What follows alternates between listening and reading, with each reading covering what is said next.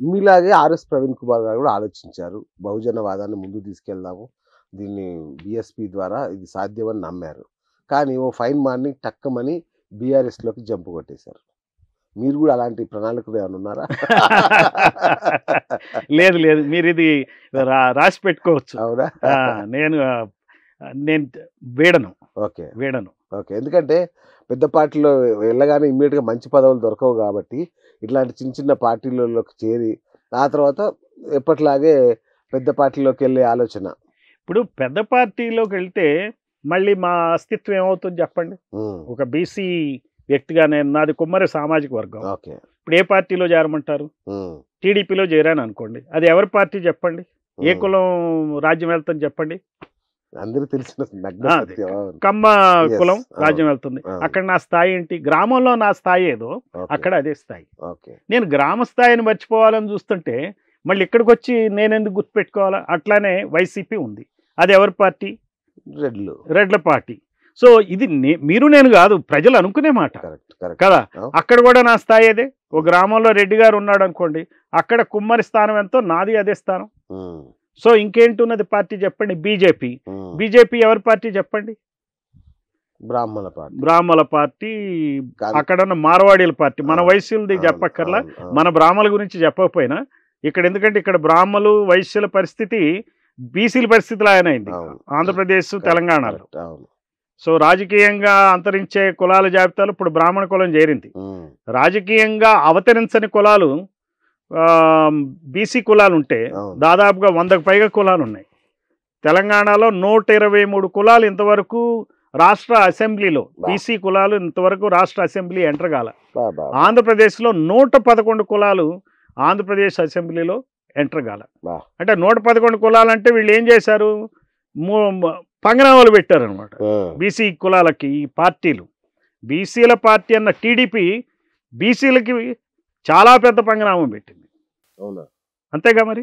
ఎందుకంటే నేను చూస్తే టీడీపీయే బీసీల పట్ల ఎంతవరకు ఈ రాష్ట్ర దేశంలో, అంటే ముఖ్యంగా మనం ఉమ్మడి ఆంధ్రప్రదేశ్లో కానీ ఇప్పుడు 2 రాష్ట్రాలు చూసినా కూడా బీసీలకి ఒక బీజేపీ, అది తెలుగుదేశమే కాస్త అండగా ఉన్నట్టు కనిపిస్తుంది. ఇప్పుడు ఇక్కడ ఒక విషయం చెప్పాలండి. ఎన్టీ రామారావు చెన్నై నుంచి వచ్చాడు, పార్టీ పెట్టాడు. ఎందుకు పెట్టాడు చెప్పండి? ఒకసారి మీకు అదొక్కటే ముగింపు అని చెప్పి శివశంకర్ గారు రాశారు ఒక బుక్, అందులో చదవండి. ఆయన క్లియర్గా మెన్షన్ చేశాడు. శివశంకర్ గారిని కలిశాడు. ఆయన చంద్రబాబు నాయుడుకి క్యాబినెట్ ర్యాంక్ కావాలని, మంత్రి పదవి కావాలని కోరటం, అవి జరగకపోవటం, భవన వెంకటరెడ్డి హయాంలో ఏదో తేడా వచ్చింది. ఆ మంత్రి పదవి నాకు సరిగ్గా నేను చెప్పలేను, కానీ ఆ బుక్ మీరు, అది వర్త్ రీడింగ్ అండి. మీరు ఆ పాయింట్ కనుక మీరు చేస్తే చాలా బాగుంటుంది. అయితే అందులో జరిగింది ఏంటంటే, అప్పుడు అనుకున్నాడు వీళ్ళని నేను అడగటం ఏంటి, నేనే పార్టీని పెట్టి రాజకీయ అధికారాన్ని సంపాదిస్తా అని ఎన్టీ రామారావు అనుకోవటం జరిగింది. మీరు ఇందాక అన్నారే వివక్ష అని, వివక్షకు లోనై రాజకీయ పదవులు లేవు కాబట్టి ఆ రోజున ఉన్న పరిస్థితుల్లో పార్టీ పెట్టడం. మరి మీకు తెలియదు ఏముంది, ఇప్పుడు ప్రచారానికి సరిపడా ఈనాడు ఉంది, ధనిక కమ్మ వర్గం ఉంది, రెడీగా ఉన్నారు. ఆల్రెడీ అసమ్మతి వర్గం ఉంది కాంగ్రెస్లో, వీళ్ళందరూ కలిసిపోయారు. ఢిల్లీని మనం ఎందుకు లెక్క చేయాలా అనుకున్నారు, కలిసిపోయారు.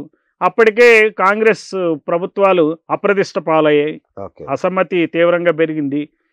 వచ్చేసాడు ఆయన. వచ్చిన వాడు ఏం చేశాడు చెప్పండి? బీసీలకి, ఎన్టీ రామారావు ఎక్కువ అవకాశాలు ఇచ్చాడని విన్నాను. లేదు. మీరు ఈ రోజున బీసీలకు గనక తెలుగుదేశం పార్టీ ఇచ్చుంటే బీసీ ముఖ్యమంత్రి ఉండేవాడు అక్కడ. ఇప్పుడు కాదు, నెక్స్ట్ 10-20 సంవత్సరాల్లో బీసీ ముఖ్యమంత్రి అవుతాడని మీరు చెప్పగలరా?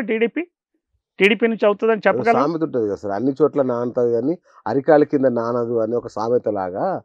ఆ ఒక్కటి తప్ప మిగతా అన్ని ఇస్తారేమో, ఆ ఒక్కటి మాత్రం ఇవ్వరు. ఆ ఒక్కటి కూడా కాదు, ఈవెన్ క్యాబినెట్ లో కూడా చూడండి మీరు. ఇప్పుడు 25 క్యాబినెట్ మంత్రులు ఉన్నారు టీడీపీ క్యాబినెట్ లో. ఈరోజు ముఖ్యమంత్రి దానిలో 25 మందిలో జనాభా దామాషా పద్ధతిలో సగానికి సగం ఉన్న బీసీలు ఎంతమంది మంత్రులు ఉండాలంటే చెప్పండి నాకు? 12-13 ఉండాలా? కనీసం 8 మంది ఉన్నారు. ఎందుకని? మరి మీరు అరికాలు సరే, దీని సంగతి ఏంటి? అరికాలు పైన కూడా దాని కాలే తడవనివ్వట్లే, కాలు పెట్టనివ్వట్లే క్యాబినెట్ లోకి. ఇప్పుడు ఇంతమంది ఎంపీలు కూడా ఇదే పరిస్థితి. అదే మాదిరిగా వచ్చిన కేసీఆర్ కూడా అదే పని చేశాడు. కేసీఆర్ కూడా చేసింది అదే.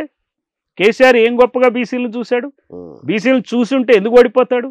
ఇప్పుడు సకల జనుల సమ్మెలో పాల్గొన్నదంతా ఎవరండి? బీసీలు, ఎస్సీలు, ఎస్టీలు, మైనారిటీలే. అంటే వీళ్ళేగా రోడ్డు మీదకి వచ్చేది. ఎందుకని? వీళ్ళే పేదవాళ్ళు, వీళ్ళే ఎమోషన్స్కి గురవుతారు. డబ్బున్నవాడికి ఎమోషన్స్ ఉండవు, వాడికి డబ్బు కావాలా. అధికారం ఉన్నవాడికి ఎమోషన్ ఉండదు, అధికారం కావాలా. వీళ్ళకి ఏమీ ఉండదు కాబట్టి ఎమోషన్స్ ఉంటాయి. ఆ ఎమోషన్స్కి లోనై మొత్తం మిలియన్ మార్చని ఇన్ని వేల కోట్ల మంది వచ్చి చేస్తే కదా తెలంగాణ సిద్ధించింది. ఆ మెయిన్ ప్రదర్శనే కదా ఢిల్లీ భయపడింది, ఇచ్చింది తెలంగాణ. మరి బీసీలకు ఏం చేశారు చెప్పండి? బీసీలు బీఆర్ఎస్ ముఖ్యమంత్రి చేసే పరిస్థితి ఉందా?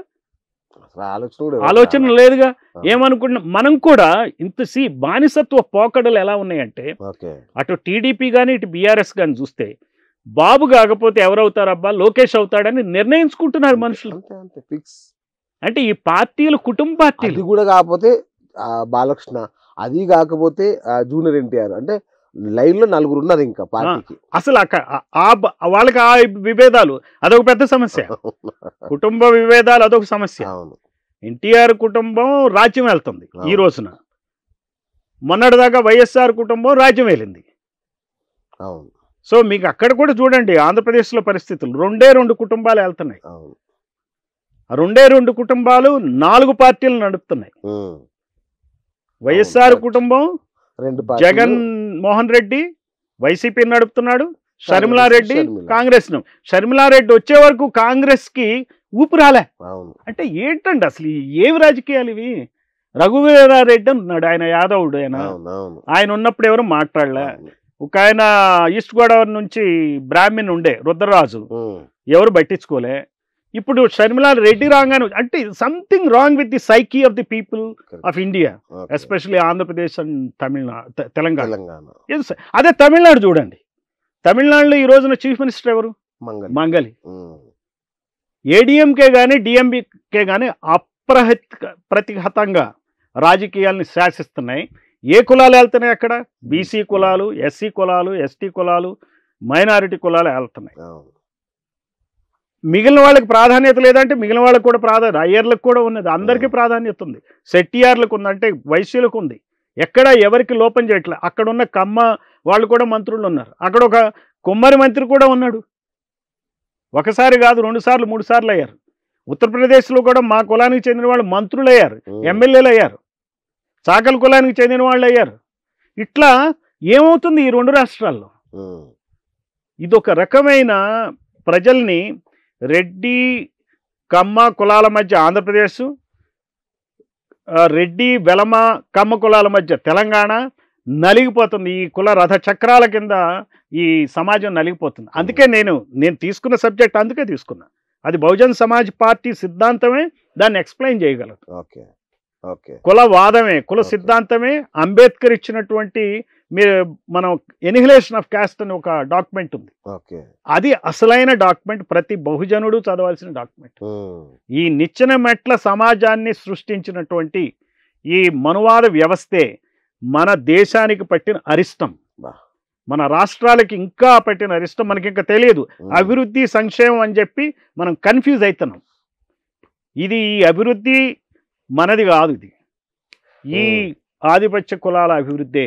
ఇప్పుడు ఈ రోజున మీకు ఈ హైదరాబాద్ నిండా ఉంది. ఎవరు చెప్పండి? ఎవరైనా ఎస్సీలకి మీడియా హౌస్ ఉందా? ఎస్టీలకి మీడియా హౌస్ ఉందా? బీసీలకు ఉందా? ఎవరికన్నా టవర్స్ ఉన్నాయండి? ఇక్కడ డిఫరెంట్ అపార్ట్మెంట్స్ కాంప్లెక్సెస్ టవర్స్ ఉన్నాయి. ఎవరైనా కట్టగలిగిన పెద్ద బిల్డర్స్ ఉన్నారా? మరి వీళ్ళంతా ఉంది వీళ్ళేగా. మరి ఎవరి అభివృద్ధి ఇది? బహుజన అభివృద్ధి కాదు, అల్పజన అల్పసంఖ్యాక కులాల అభివృద్ధి.